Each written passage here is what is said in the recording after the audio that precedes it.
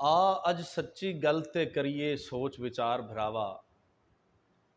आज सच्ची गल ते करिए सोच विचार भरावा। रल जमियां दा हिस्सा हुंदा हिस्सेदार भरावा। और खबरे साडे विचों किन्नू खूह विच सुटना पैना। खबरे साडे विचों किन्नू खूह विच सुटना पैना। अज भी चार भरावां दा ए की इतबार भरावा। और कदी कदाई अडियां चुक के तैनू वेख ते सकां। कदी कदाई अडियां चुक के तैनू वेख ते सकां।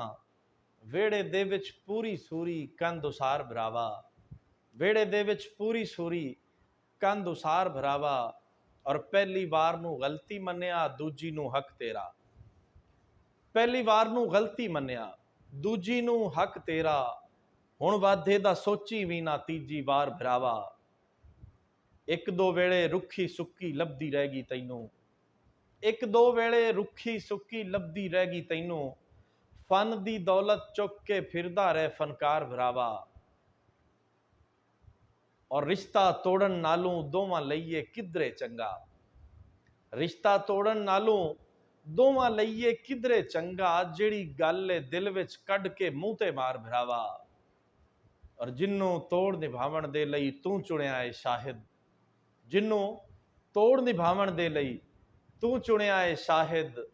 उसे मैनू छड़ दिता सी अध विचकार भरावा। आ अज सच्ची गल ते करिए सोच विचार भरावा। रल जमियां दा हिस्सा हुंदा हिस्सेदार भरावा।